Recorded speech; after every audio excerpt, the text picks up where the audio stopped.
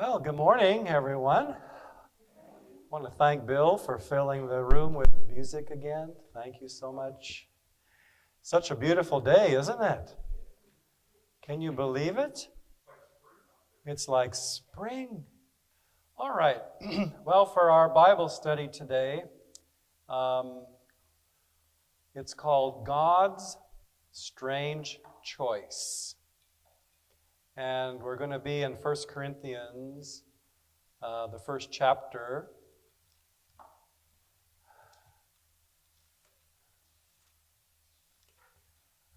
Just looking at one passage fairly closely.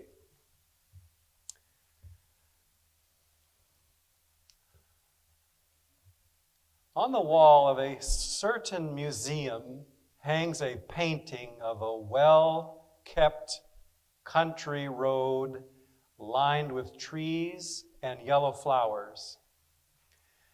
And attached to the canvas on this painting is a tiny Model T made from junk. Old thimbles, piano strings, rusted clock gears, bent paper clips, scratched door hinges, and cabinet knobs. Each part by itself virtually worthless. But some artist who was a craftsman turned those useless odds and ends into an extraordinary piece of art. It's called junk art. Now, what good is a paperclip? A bent paperclip. How much prestige does that have in the world of art? And yet today it hangs in a museum as part of something with great value. And it's the artist, not the piece of junk, that gets the glory. I have some other pictures here of junk art. Junk art. You can make use of most anything, can't you? Here's another piece of junk art, just made from scraps, some wire, and, junk.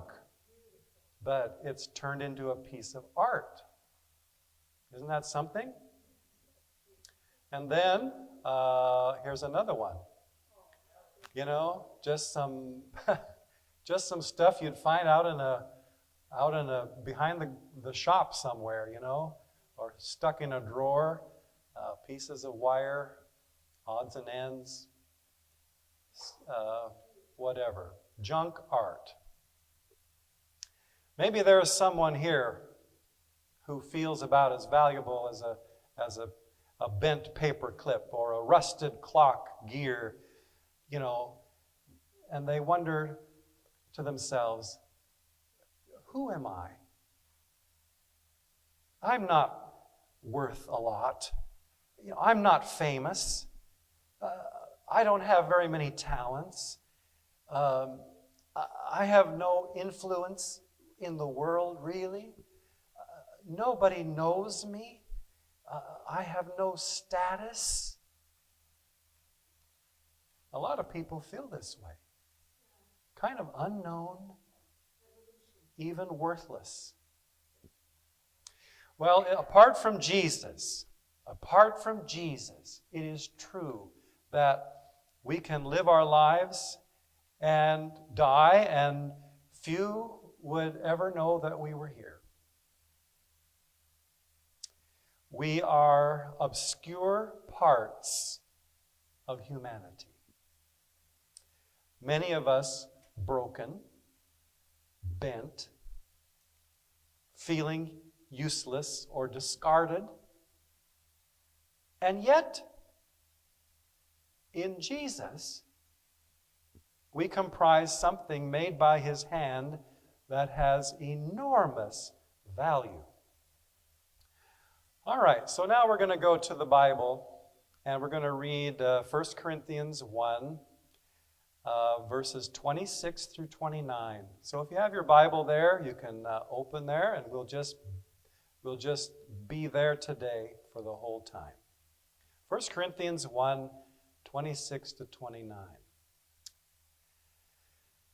For you see your calling, brethren, that not many wise according to the flesh, not many mighty, not many noble are called.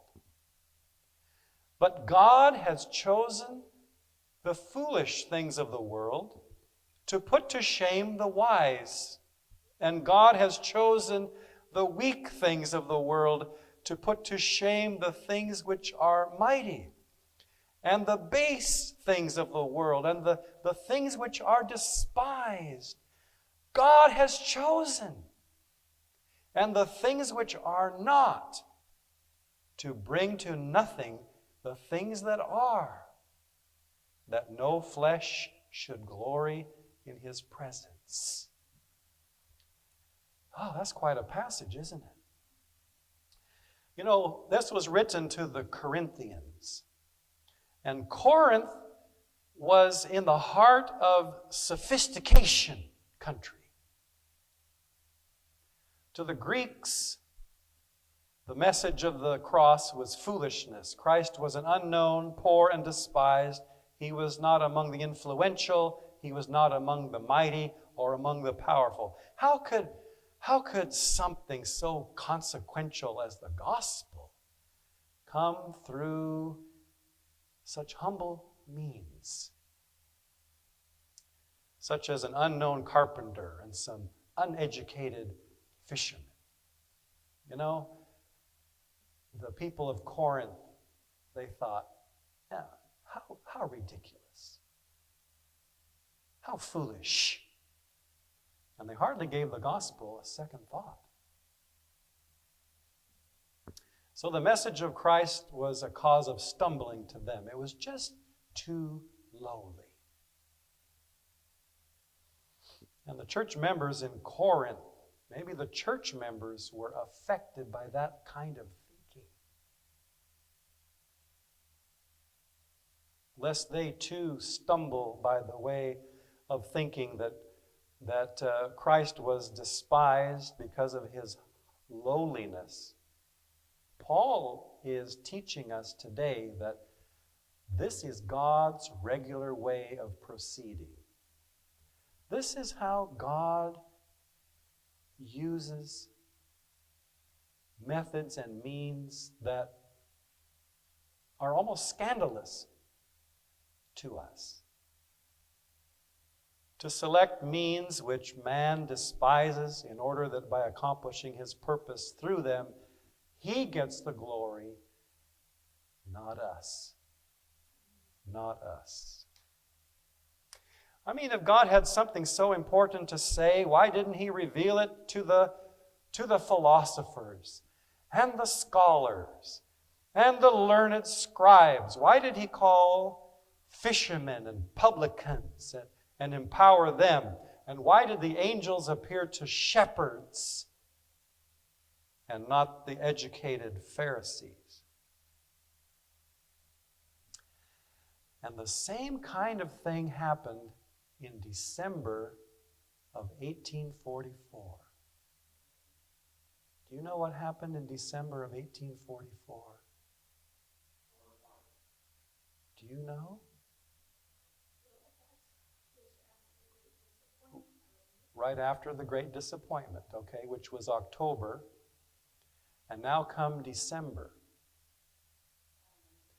The Holy Spirit came down,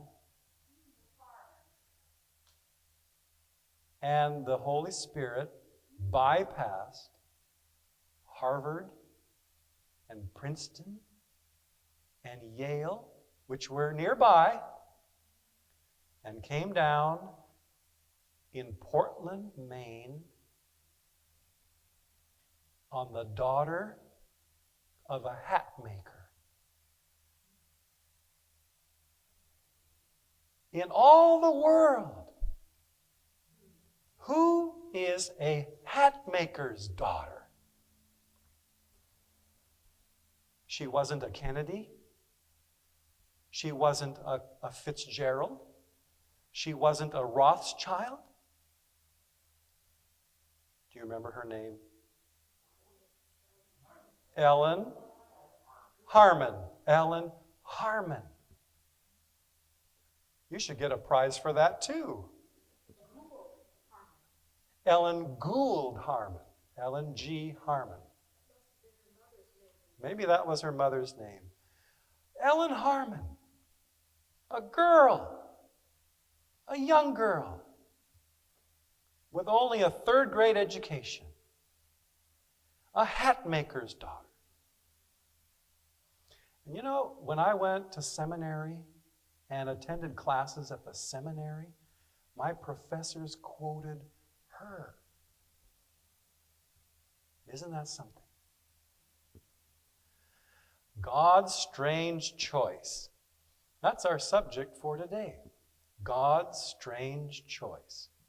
I want to read again verses 27 and 28. God has chosen the foolish things of the world to put to shame the wise. And God has chosen the weak things of the world to put to shame the things which are mighty, and the base things of the world and the things which are despised. God has chosen. And the things which are not, to bring to nothing the things that are. Notice 3 times, I put an underline under 3 things. God repeats it through the Word. God has chosen. In other words, He's in charge. The management of all of this is His. And of all the instrumentalities that He might use, He has made His choice. And He has chosen His method. And He has chosen weak things and foolish things and lowly things. Isn't that something? This is how God works. This is His methods. Now let's think a little bit more about God's choice of things. God's choice in the matter. First of all, we know that salvation has been called an adoption. Okay? We've all been adopted, haven't we, into God's family. Now, is anyone here adopted? I mean, literally. Okay? Has any of you adopted anyone? Okay? Okay? All right? Now, who has the choice in the adoption process? The child or the parent? The parent does, right. The parent makes the choice. In adoption, the parent can adopt or refuse to adopt any of the children in question. There's a child that no one else would want. That child is weak. The child is not very promising, it seems.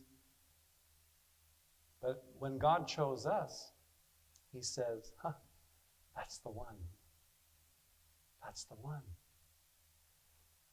You're the one. I choose you. Isn't that a shocker? What a strange choice. We would never choose that. But God says, that's my choice. Another illustration. You know, elsewhere in the Bible, God says His church is a building. Now, who has the discretion in a building project?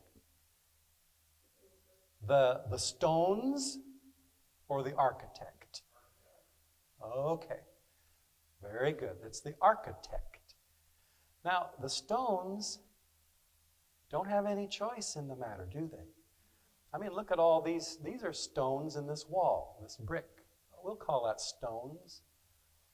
Those stones didn't have any say-so about where they would be placed in the building.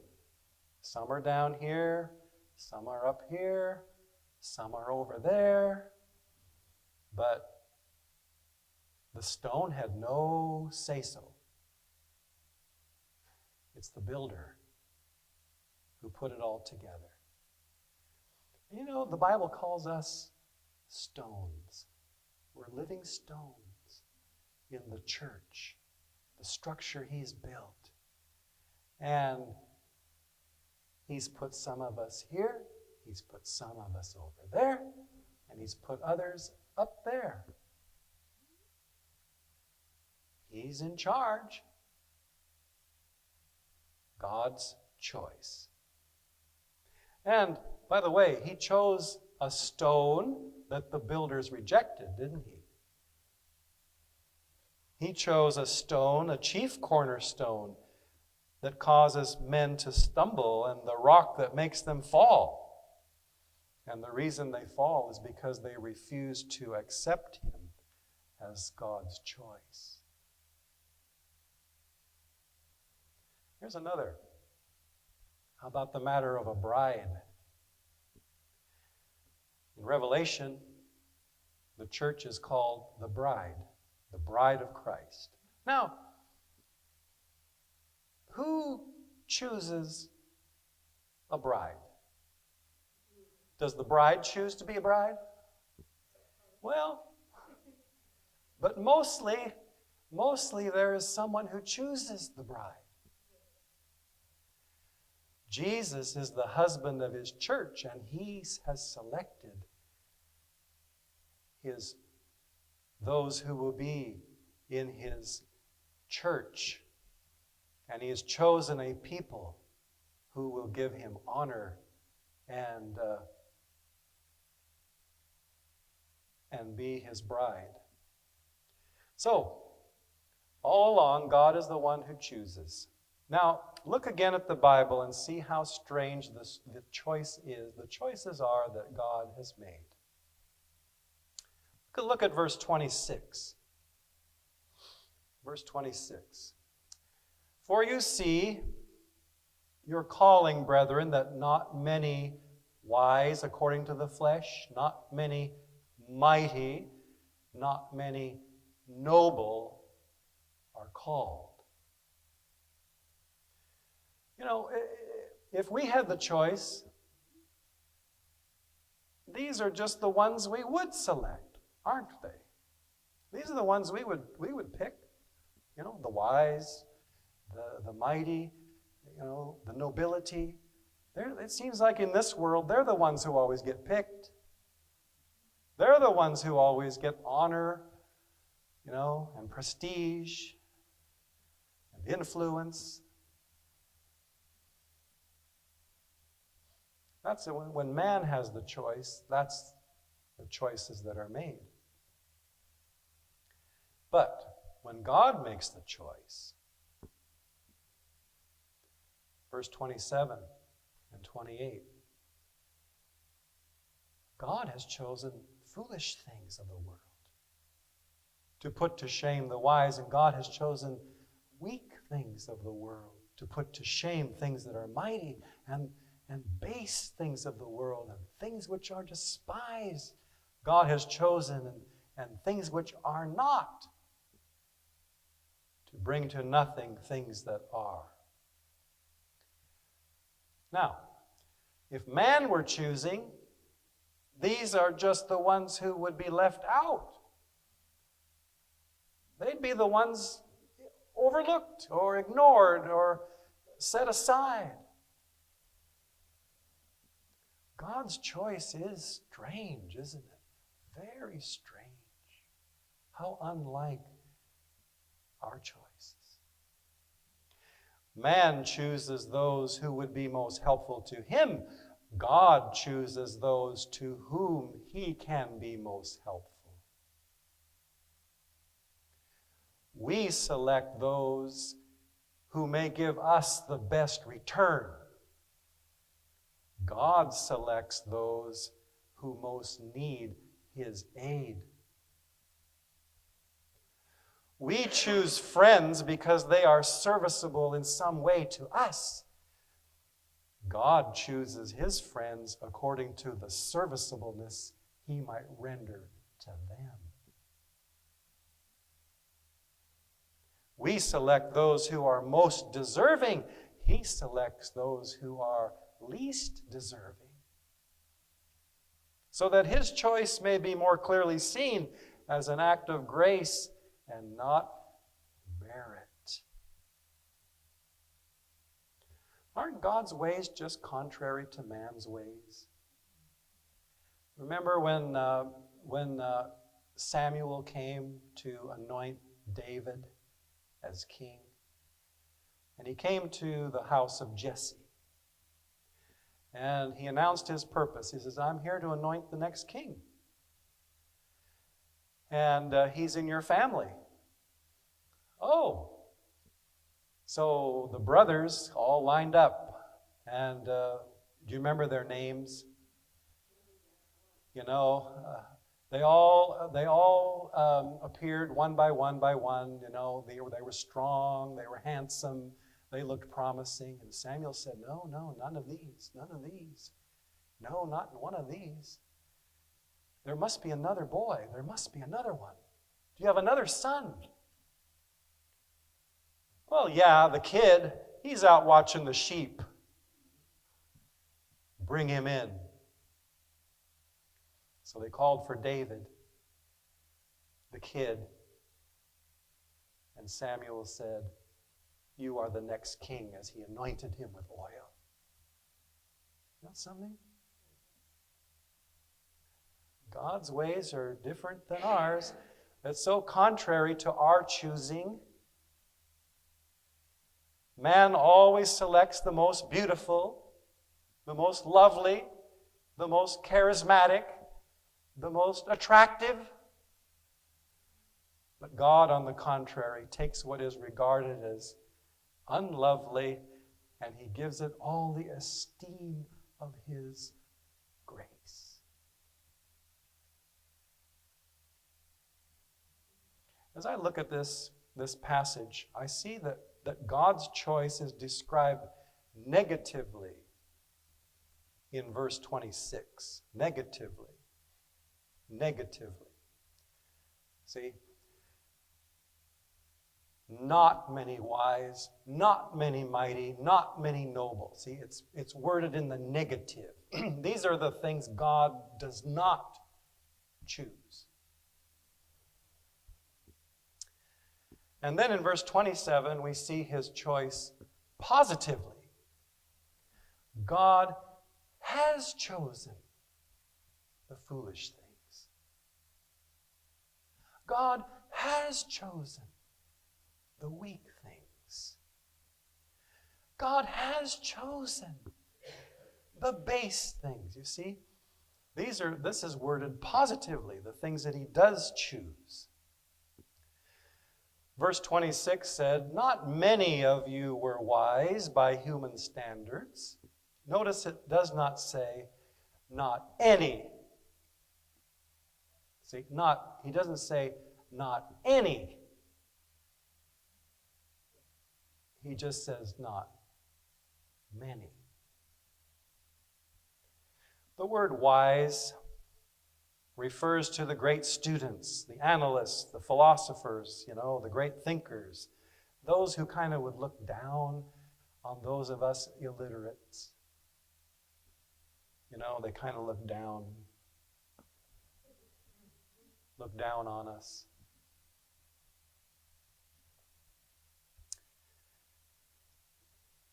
Paul says these were not chosen in large numbers.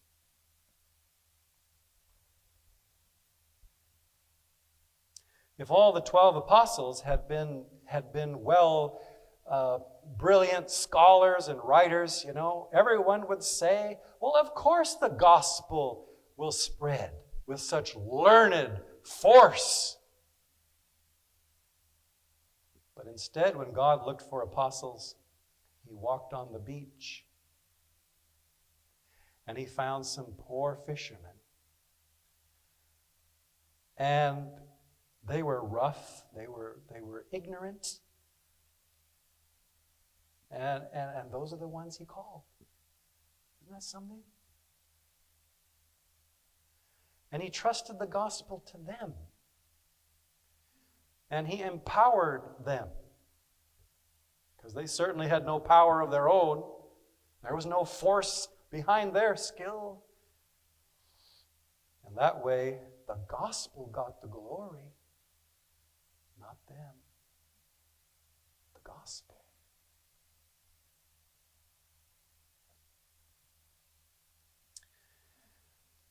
Not many wise, not many mighty. Mighty. Who are the mighty? Well, where the wise might do God's work by trusting their brain power, the mighty do God's work by force, the force of influence. This could be the leaders of government, the conquerors, the champions, the politicians, the Alexanders, the Napoleons. Surely these people could spread the gospel even if it required force. You know how Islam spread so rapidly? I mean, it went like fire. But do you know how? By force. By the sword. If you didn't convert to Islam, you were dead. They made converts by the sword. How would that go over if we did that door to door today? In College Place. See? Is this God's method? Of course not. Peter used his sword one time. But no one was converted by that, were they? Jesus put back that man's ear, and that was the end of that. God never chose force, and he never will. Never will.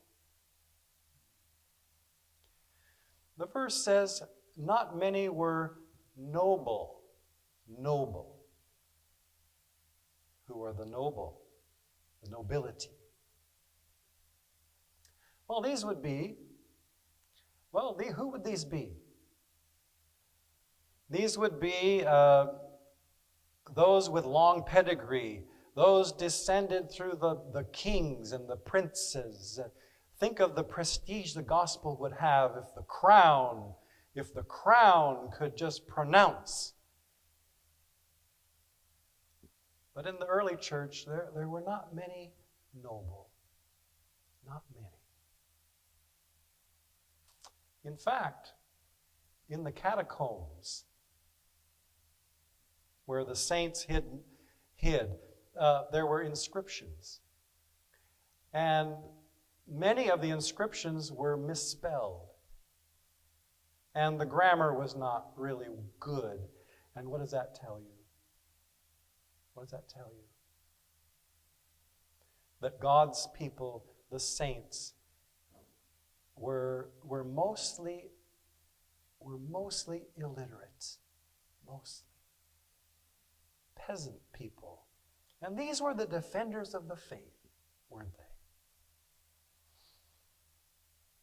So, verse 26 describes God's choice in the negative. These he did not choose. And then in verse 27 and 28, it speaks of those he did choose. Verse 27 says, foolish, it mentions things. Things. God has chosen weak things. God has chosen foolish things. You see the word things? Things. Why doesn't it say God chose foolish men or women? Why does it say things? It's because what God has chosen is so looked down on by the world that they scorn Things refer to his methods, to his instruments, to his tools, his instrumentalities. That's how nobility looks at fishermen. That's how aristocracy looks at hatmakers' daughters. That's how worldly pride looks at lowly humility. The proud heart turns in disgust and says, such things.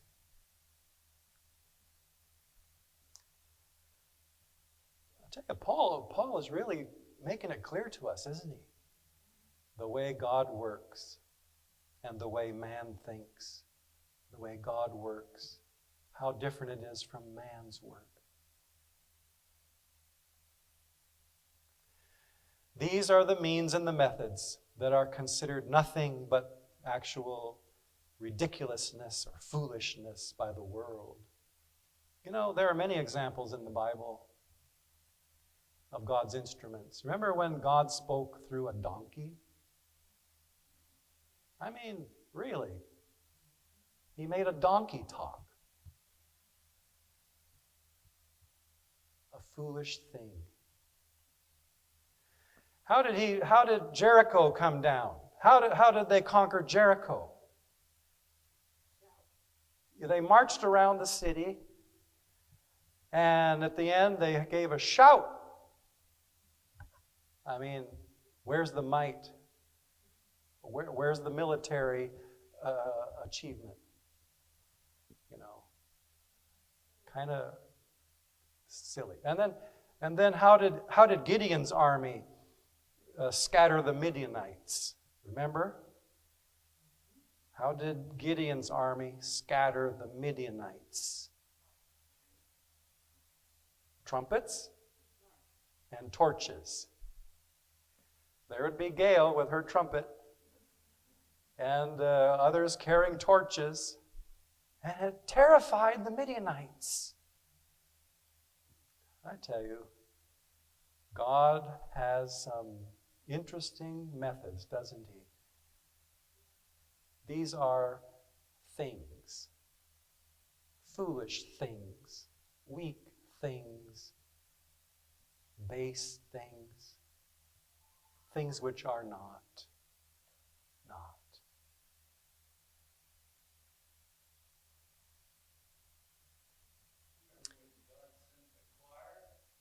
And the choir went in front of an army.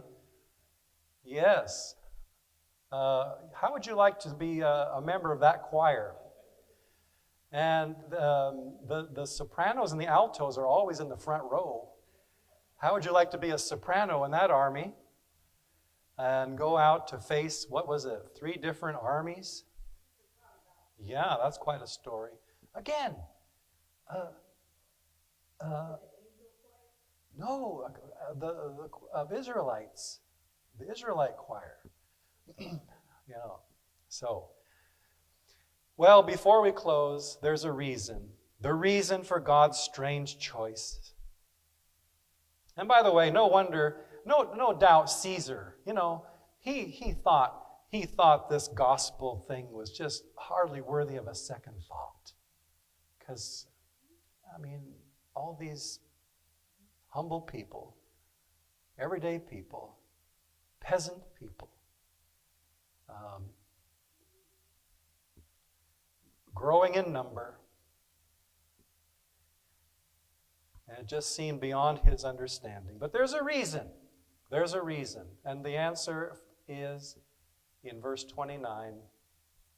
The reason for God's strange choice, and the reason why he prefers lowly means, lowly instruments. Verse 29, that no flesh should glory in his presence. No flesh. No glory for me, for you, for his church, for his people. It's the mighty God. For the wise to confound the wise is remarkable. For the wise to confound the foolish is easy, but for the foolish to confound the wise, and for the weak to confound the strong, now that is the work of God. That is the work of God. This is the strength of God against the worldly wise and the worldly powerful. The Christian's strength is not in himself. The Christian's hope is in his God. No matter how powerful the devil's forces have been against lowly Christians, the gospel has always prevailed. So don't be discouraged today. When it seems like God's work is being hindered or divided or obstructed or weakened, don't worry about it. God's in charge. God's in charge. And of course we are weak. Of course, that's the whole point of this. Exactly what we are is weak. We are foolish. We are weak. We are unable. No wonder we have so many struggles. No wonder we shuffle along. I'll tell you what, more and more than ever, we need to rely upon God today. And when we see His work being halted or His workers discouraged, how much more we need to pray that He will open the door and through whatever humble means, He'll take care of His work. Let's just not abandon. Let's not give up. Let's be like Gideon's army. Brave, trusting God. And God will get all the glory, won't He? And so it will be in the last days. The enemy has this champion Goliath. Israel has the boy David. But the weak shall prevail over the strong.